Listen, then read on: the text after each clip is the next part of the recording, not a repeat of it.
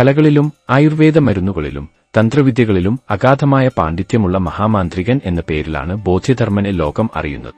500 കാലഘട്ടത്തിൽ ജീവിച്ചിരുന്ന ഇദ്ദേഹം പല്ലവ രാജവംശത്തിലെ ഒരു രാജാവിന്റെ മൂന്നാമത്തെ മകനായി കാഞ്ചിപുരത്താണ് ജനിച്ചത്. ബാല്യത്തിലും യൗവനത്തിലും തന്നെ അദ്ദേഹം അപാരമായ ജ്ഞാനസമ്പത്തു കരസ്ഥമാക്കി. അദ്ദേഹത്തിന്റെ ബാല്യം രാജകീയമായി ആയിരുന്നെങ്കിലും മറ്റു രാജകുമാരന്മാരെപ്പോലെ ആഡംബര ജീവിതത്തിൽ അകപ്പെട്ടു പോകാതെ വിദ്യാധ്യയനം, യോഗ, ആയുർവേദം, കളരിപ്പയറ്റ് എന്നിവയിൽ അതിയായ താൽപര്യം കാട്ടിയവനായിരുന്നു ബോധ്യധർമ്മൻ. കുട്ടിക്കാലത്തു തന്നെ ഗുരുക്കന്മാരുടെ കീഴിൽ വിവിധ വിഷയങ്ങൾ പഠിക്കുകയും ആത്മീയതയിലും വൈദ്യശാസ്ത്രത്തിലും അറിവ് നേടുകയും 22-ാം വയസ്സിൽ തന്നെ വൈദ്യശാസ്ത്രത്തിൽ വളരെ ആഴത്തിലുള്ള അറിവ് നേടിയ ബോധ്യധർമ്മൻ പലതരത്തിലുള്ള മരുന്നുകൾ കണ്ടുപിടിച്ച് പല അസുഖങ്ങൾക്ക് പരിഹാരമൊരുക്കി. അദ്ദേഹം മാത്രം ആയിരുന്നു രാജ്യം മുഴുവനുമുള്ള രോഗങ്ങൾക്ക് മരുന്ന് കണ്ടെത്തിയിരുന്നത്. എന്നാൽ ഈ മഹാത്മാവിന്റെ ജീവിതം ഒരിക്കലും അത്ര ലളിതമായിരുന്നില്ല. അദ്ദേഹം ആത്മീയതയുടെ വഴി തിരഞ്ഞു. 27-ാമത്തെ ബുദ്ധന്റെ സന്ദർശനത്തെ തുടർന്ന് അദ്ദേഹം ബുദ്ധമതത്തിന്റെ ദീപ്തമായ പാതയിൽ പ്രവേശിച്ചു. ഈ ദർശനങ്ങൾ അദ്ദേഹത്തെ അതീവമായി സ്വാധീനിച്ചു. രാജകുടുംബം അദ്ദേഹത്തിന് അനുമതി നൽകാത്തതിനാൽ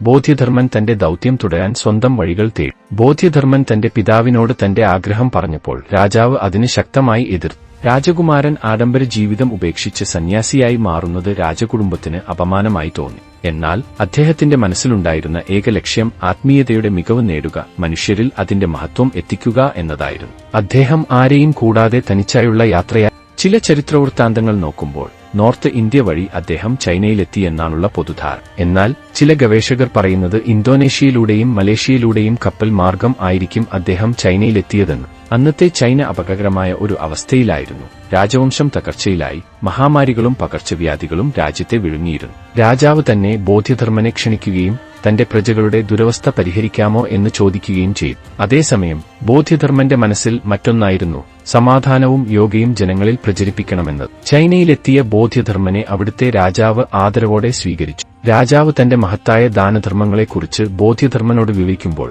അദ്ദേഹം ഒരു ചിരിയോടെ രാജാവിന് മറുപടി നൽകി: നിങ്ങളുടെ എല്ലാ പ്രവൃത്തികളും ജനങ്ങളിൽ പ്രശംസ നേടാനാണ്. എന്നാൽ യഥാർത്ഥ സേവനം സ്വാർത്ഥത ഇല്ലാത്ത സേവനത്തിലാണ്. ഇതുകേട്ട് രാജാവിന് ബോധ്യധർമ്മനോടുള്ള ബഹുമാനവും വിശ്വാസവും ഇരട്ടിയാവുന്നു. പിന്നീട് അദ്ദേഹം ചൈനയിൽ കാലം കഴിച്ച് ബുദ്ധമത പ്രചരിപ്പിക്കാനും ആയുർവേദ ചികിത്സകളുടെ പ്രാധാന്യം അവതരിപ്പിക്കാനും ചൈനയിലെ സന്യാസിമാർ ബുദ്ധിമുട്ടുകൾ നേരിടുമ്പോൾ ബോധ്യധർമ്മൻ അവരെ ശാരീരികമായി ശക്തരാക്കാൻ ഒരു വ്യായാമരീതി നിർമ്മിച്ചു. ഇതേ വ്യായാമരീതിയിലൂടെയാണ് പിന്നീട് ഷാവുലിൻ കുങ്ഫു രൂപം കൊണ്ടത്. ഈ കലയ്ക്ക് കേരളത്തിലെ കളരിയുമായി വളരെയധികം സാമ്യതയുണ്ട്.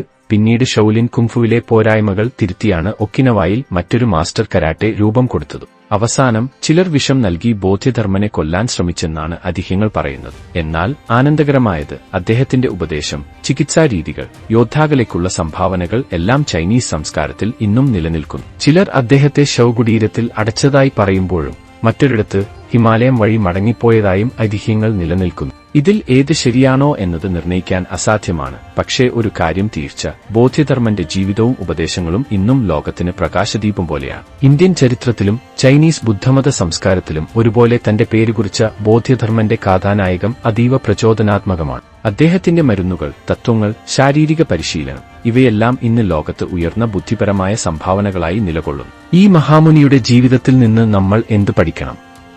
സേവനം സ്വാർത്ഥത ഇല്ലാതെ ചെയ്യുക, അറിവ് തിരയുക, ശരീരത്തെ കരുത്തുറ്റതാക്കുക ഇവയാണ് ബോധ്യധർമ്മന്റെ പാഠങ്ങൾ. അതിനാൽ നമുക്കീ മഹാനായ ഗുരുവിന്റെ ജീവിതം അറിയാനും അതിൽ നിന്ന് പ്രചോദനം നേടാനും സമയം കണ്ടെത്താം. ഇതേക്കുറിച്ച് നിങ്ങൾക്ക് ഇതിലും കൂടുതലായി അറിയാവുന്ന കാര്യങ്ങൾ ഉണ്ടെങ്കിൽ താഴെ കമന്റ് ചെയ്യാൻ മറക്കരുത്. വീഡിയോ ഇഷ്ടമായെങ്കിൽ ഷെയർ ചെയ്യുക, ലൈക്ക് ചെയ്യുക. ചാനൽ ഇതുവരെ സബ്സ്ക്രൈബ് ചെയ്തില്ലെങ്കിൽ ഒന്ന് സബ്സ്ക്രൈബ് കൂടി ചെയ്യൂ. മറ്റൊരു വിഷയവുമായി വീണ്ടും കാണും വരെ ഗുഡ്.